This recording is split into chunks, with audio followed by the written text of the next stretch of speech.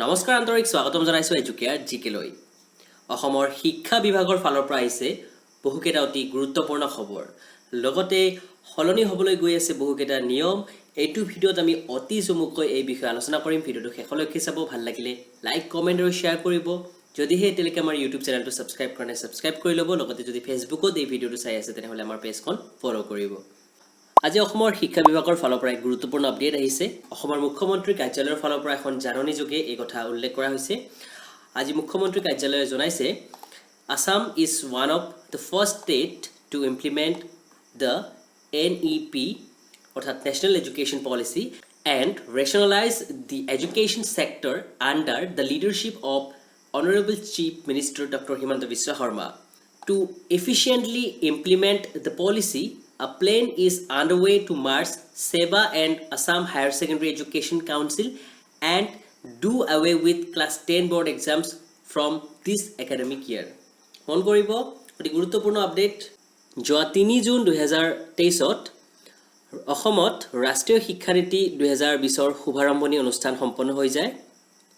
সমগ্ৰ দেশৰ লগতে অসমতো ৰাষ্ট্ৰীয় শিক্ষা নীতি 2020ৰ ৰূপায়ণৰ প্ৰথম পদক্ষেপ হিচাপে এই অনুষ্ঠানৰ আৰম্ভণি কৰা হয় আৰু তাতে বহুকেইটা গুৰুত্বপূৰ্ণ সিদ্ধান্ত লোৱা হৈছিল তাৰ ভিতৰত আজি আমাৰ চিফ মিনিষ্টাৰ আসামৰ অফিচৰ পৰা যি বাতৰি প্ৰকাশ পাইছে তাত আমি গম পালো যে অতি শীঘ্ৰেই সেবা অৰ্থাৎ secondary education board of Assam আৰু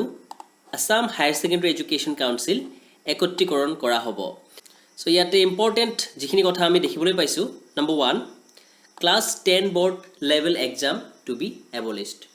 দশম শ্ৰেণীৰ যি বৰ্ডৰ এক্সাম হয় হেয়া সম্পূৰ্ণৰূপে বিলুপ্ত কৰা হ'ব অৰ্থাৎ তুলি দিয়া হ'ব এতিয়াৰ দৰে যি মেট্ৰিক এক্সাম বা এছএছএলসি এক্সাম আছিল হেয়া আৰু নাথাকে লগতে 2 নম্বৰ পইণ্ট কৈছে class 12 to be the state wise board level examination অৰ্থাৎ ৰাজ্যিক ভিত্তিত যি board level examination হেয়া কেৱল ক্লাছ 12 ৰ এক্সামেই হ'ব অৰ্থাৎ দ্বাদশ শ্ৰেণীৰ যি পৰীক্ষা যাৰ ফলাফল আজি ঘোষণা কৰা হৈছিল তেনে ধৰণৰ এটাই পৰীক্ষা থাকিব ৰাজ্যিক ভিত্তিত class 12 board exam. Number 3, exam of class 10 to be conducted by school authorities post which student can directly transition into class 11.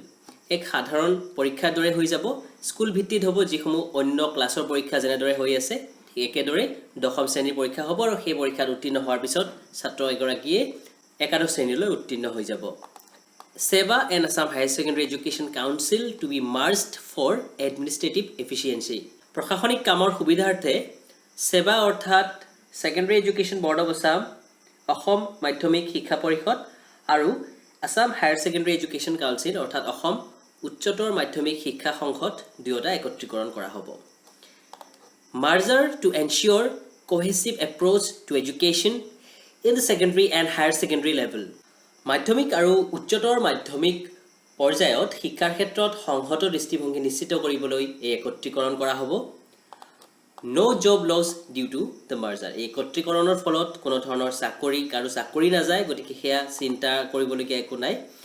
So এইখিনি আছিল লেটেষ্ট আপডেট চিফ মিনিষ্টাৰ্ছ অফিচৰ ফালৰ পৰা আজি প্ৰকাশ পোৱা এক জাননী আৰু এইবাৰৰ পৰাই এই শিক্ষা বৰ্ষৰ পৰাই এই অৰ্ডাৰ ৰূপায়ণ কৰা হ'ব গতিকে সেবা বুলি যি এক আবেগ আছিল সেবাৰ কথা যি আমি আগৰ পৰাই পাই আহিছিলো সেই সেবা আৰু নাথাকে সেবা আৰু Assam higher secondary education council দুয়োটাই মাৰ্জ কৰা হ'ব আৰু এই নতুন যি সংসদ হয় তাৰ নাম কি ৰখা হয় হেয়া এতিয়ালৈকে সিদ্ধান্ত লোৱা হোৱা নাই পৰৱৰ্তী সময়ত হেয়া অফিচিয়েলি জনাই দিয়া হ'ব সো এইখিনি আছিল লেটেষ্ট আপডেট আশা কৰিছো ভিডিঅ'টো ভাল পাইছে ভাল পালে লাইক কমেন্ট আৰু শ্বেয়াৰ কৰিব আৰু যদি হে এতিয়ালৈকে আমাৰ চেনেলটো সাবস্ক্ৰাইব কৰা নাই সাবস্ক্ৰাইব কৰি ল'ব লগতে ফেচবুকত ফলো কৰি ল'ব আমাৰ পেজ এজুকেয়াৰ জিকে ভিডিঅ'টো ইমানতে শেষ কৰিছো ধন্যবাদ